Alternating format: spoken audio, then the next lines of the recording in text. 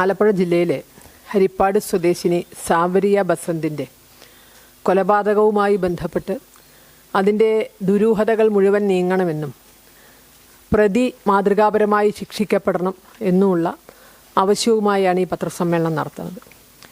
അവിടെ കുറച്ചുകൂടി ഉള്ളിലേക്ക് കുറച്ചുകൂടെ ഗൗരവമായി ഈ കാര്യങ്ങൾ ചർച്ച ചെയ്യണം എന്ന് ഞങ്ങൾ ആഗ്രഹിക്കുന്നു.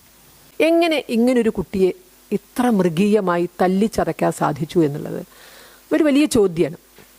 അവിടെ ഇത്രയും എന്ന് പറഞ്ഞാൽ ആ കുട്ടിയുടെ ശരീരത്തിൽ നമ്മൾ ഭഗവാന്മാരെയൊക്കെ വർണ്ണിക്കുന്ന പോലെ പാദാതികേശം കേശാധിപാദം എന്നൊക്കെ പറയുന്ന പോലെ കാൽവിരൽ തുമ്പു തൊട്ട് തലമുടി വരെ 1 ഇഞ്ച് സ്ഥലമില്ല ശരിക്കും പറഞ്ഞാൽ തല്ലിച്ചതയ്ക്കാത്തത്. അത്രയും ചോര കല്ലിച്ച് കിടക്കുന്ന പാടുകളാണ് ശരീരം മുഴുവൻ കാണുന്നത്. ഇത്രയും ക്രൂരമായൊരു കൊലപാതകം നടന്നു കഴിഞ്ഞിട്ട് ഈ ബന്ധു അവിടെ ചെന്ന് നമുക്ക് എന്തുകൊണ്ടാണ് നമ്മൾ ഈ അന്വേഷണം ഗൗരവമാകണം എന്ന് പറയണതെന്ന് പറഞ്ഞാൽ ഇത് അട്ടിമറിക്കപ്പെടുമോ എന്ന് ന്യായമായും സംശയിക്കും. കാരണം എന്താന്ന് പറഞ്ഞാൽ ഈ പ്രതിയുടെ പ്ലാമന്തോൾ സ്വദേശിയായ പ്രതിയുടെ അമ്മ അവരൊരു അധ്യാപിക കൂടിയാണ് എന്ന് ഞാൻ മനസ്സിലാക്കുന്നു. അവർ പിതാവും വിളിച്ചിട്ടുണ്ടോ എന്ന് പറയുന്നു, പക്ഷേ നമുക്ക് തെളിവുകളില്ല. അമ്മ ഈ പെൺകുട്ടിയെ പല പ്രാവശ്യം വിളിച്ചിട്ടുണ്ട്. എന്തായിരുന്നു അതിൻ്റെ പിന്നിലുള്ള ചേതോവികാരം? അപ്പോൾ ഈ അമ്മയടക്കം പ്രതിയാണ് ഈ കേസിൽ. അമ്മയടക്കം പ്രതിയാക്കിക്കൊണ്ട് കേസെടുക്കണം.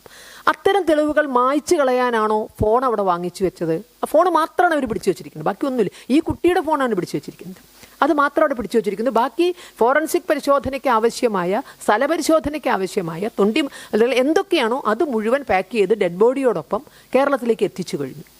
ആ സ്ഥാപനങ്ങളിൽ ഇപ്പോൾ പഠിക്കുന്ന മുഴുവൻ കുട്ടികൾക്കും അവരുടെ ജീവനോ അവരുടെ സംസ്കാരമോ നഷ്ടപ്പെടാവുന്ന ഒരു സാഹചര്യം ഉണ്ടോ? ഇന്ത്യ ഗവൺമെൻറ് തന്നെ ആ വിഷയത്തിൽ ഇടപെടണം. ഇത്തരത്തിൽ വ്യത്യസ്തമായ പരസ്യം നടത്തിക്കൊണ്ട് കേരളത്തിൻ്റെ വിവിധ ഭാഗങ്ങളിൽ നിന്ന് കുട്ടികളെ ഞങ്ങൾ മനസ്സിലാക്കുന്നത് അവിടെ ആയിരക്കണക്കിന് കുട്ടികൾ പഠിക്കേണ്ടതാണ്.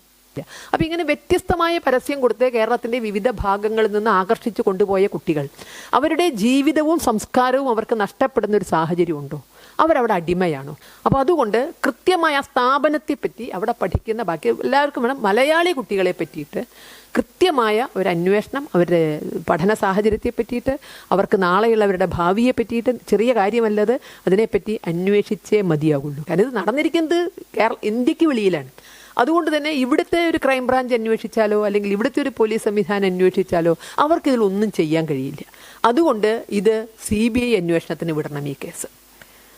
ആ CBI അന്വേഷണത്തിൻ്റെ പരിധിയിൽ ഇത്തരത്തിൽ ഈ സ്ഥാപനത്തിൻ്റെ ഏജൻസികളെ മുഴുവൻ, അതാരുമായിക്കൊള്ളട്ടെ, ആ ഏജൻസികളെ മുഴുവൻ അവരുടെ റഡാറിൽപ്പെടുത്തണം. അന്വേഷിക്കുമ്പോൾ ആരൊക്കെയാണ്, എന്തൊക്കെയാണ്, എന്തുദ്ദേശത്തിനാണ് എന്നുള്ളത് CBI അന്വേഷണത്തിൻ്റെ റഡാറിൽ ഇതിൻ്റെ ഏജൻസികൾ, കേരളത്തിൽ ഇവർക്ക് എത്ര ഏജൻസികളുണ്ടോ അത്രയും ഏജൻസികൾ.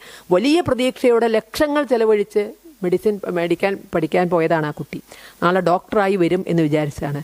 അതുകൊണ്ട് ആ കുട്ടിയുടെ കുടുംബത്തിന് ഏറ്റവും അടുത്ത ഘട്ടത്തിൽ തന്നെ അതിനാവശ്യമായ നഷ്ടപരിഹാരം കേരള സർക്കാർ കൊടുക്കണം.